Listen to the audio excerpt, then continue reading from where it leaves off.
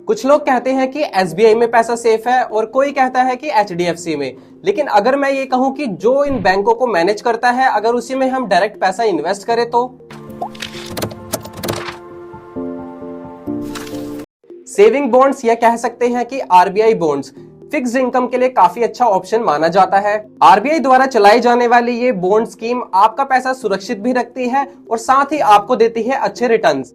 तो चलिए अब जानते हैं आरबीआई बॉन्ड्स में अप्लाई करने की एलिजिबिलिटी क्या होती है। लेकिन उससे पहले और भी ऐसे ही फाइनेंस से जुड़ी इंफॉर्मेशन के लिए चैनल को जरूर सब्सक्राइब करें। तो चलिए जानते हैं इसकी एलिजिबिलिटी के बारे में। इसमें कौन अप्लाई कर सकता है? तो इसमें कोई भी भारतीय निवेश कर सकता है। इसमें आप ज्वाइंट अकाउंट भी खुलवा सकते हैं और आप इसमें माइनर अकाउंट भी खुलवा सकते हैं जिसे पेरेंट ही ऑपरेट करेंगे। और ध्यान रहे इसमें एनआरआई अप्लाई नहीं कर सकते हैं।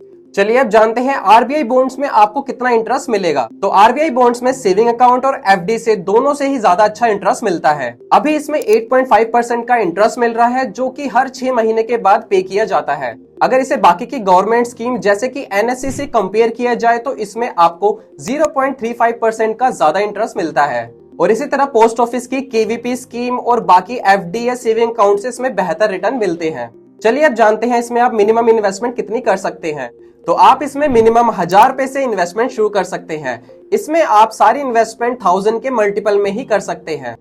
चलिए अब कैलकुलेट करके देखते हैं कि आरबीआई बॉन्ड्स में आप कितना पैसा इन्वेस्ट करेंगे तो आप कितना रिटर्न कमा सकते हैं। चलिए अब एक्सेल शीट पे कैलकुलेट करके देखते हैं कि आरबीआई बॉन्ड्स में आप कितना पैसा इन्वेस्ट करेंगे तो आप कितना इंटरेस्ट कमा सकते हैं। जैसे कि यहाँ इन्वेस्टमेंट अमाउंट में हम ऐड कर देते हैं 10,000 रुपए। अगर आप इसमें 10,000 रुपए इन्वेस्ट करते हैं और इंटरेस्ट रेट जो है 8.05% का है और टाइम पीरियड जो है वो 7 ईयर्स और नंबर ऑफ इंटरवल हम इसमें 2 कर देते हैं क्योंकि जैसा मैंने आपको बताया इसमें जो आपको इंटरेस्ट है वो सेमी एनुअली पे किया जाता है। तो आप देखेंगे इसमें आपको जो टोटल अमाउंट मिलेगा 7 साल के बाद वो है 17,375 रुपीज। यानी कि आपने इसमें जो इंटरेस्ट कमाया वो है 7,375 रुपीज। ऐसे ही अगर हम इसमें अपनी इन्वेस्टमेंट को बढ़ा दें, अगर हम इसमें 50,000 रुपीज इन्वेस्ट करें तो आप देख सकते हैं आपको जो टोटल अमाउंट मिलेगा वो 86,875 रुपीज मिलेगा। यानी इस पे आपको जो इंटरेस्ट मिला वो है 36,875 रुपीज। और अगर हम इसमें 1 लाख रुपए इन्वेस्ट करें तो हमें जो टोटल अमाउंट मिलेगा वो है 1,73,751 रुपीज।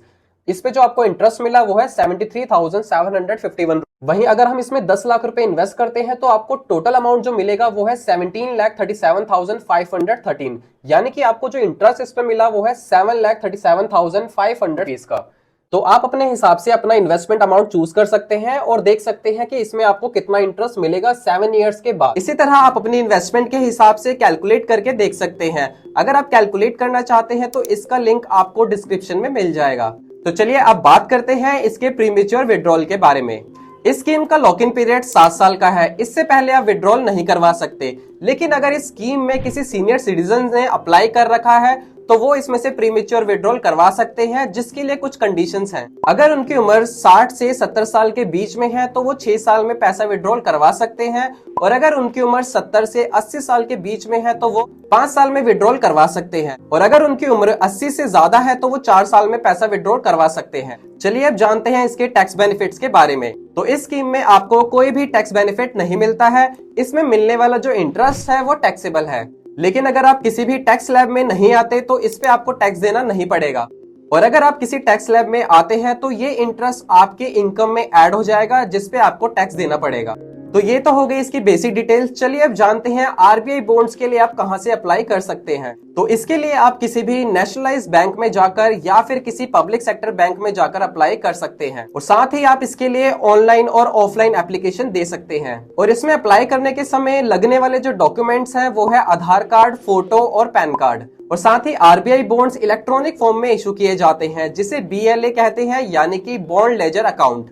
अब आरबीआई बॉन्ड से जुड़ी कुछ और भी बातें हैं जो आपके लिए जानना बहुत जरूरी है। पहला, ये बॉन्ड सेकेंडरी मार्केट में ट्रेड करने के लिए नहीं होते हैं और दूसरा, बॉन्ड होल्डर ही इसमें नॉमिनी को ऐड कर सकता है। और सबसे ज्यादा जरूरी बात ये है कि ये बॉन्ड ट्रांसफर नहीं किए जा सकते। बॉन्ड होल्डर की डेथ होने के बाद ही नॉमिनी के नाम पर ये बॉन्ड ट्रांसफर हो सकते हैं। चलिए अब ये तो हो गई आरबीआई बॉन्ड से रिलेटेड सारी डिटेल्स। अब जानते हैं कि क्या हमें इसमें इन्वेस्ट करना चाहिए या नहीं। तो अगर आप इन्वेस्टमेंट का सेफ ऑप्शन ढूंढ रहे हैं तो आप इसमें इन्वेस्ट कर सकते हैं, क्योंकि ये बॉन्ड जो है आरबीआई द्वारा इशू किए जाते हैं तो इसमें आपका पैसा सेफ रहेगा।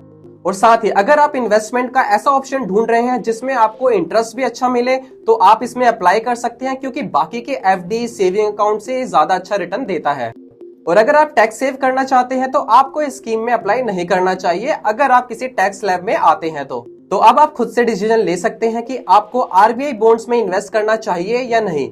आपकी क्या राय है हमें कमेंट सेक्शन में जरूर बताइएगा, और ऐसे ही इंफॉर्मेशन के लिए चैनल को जरूर सब्सक्राइब करिएगा। तब तक के लिए अपना ध्यान रखें। शुक्रिया।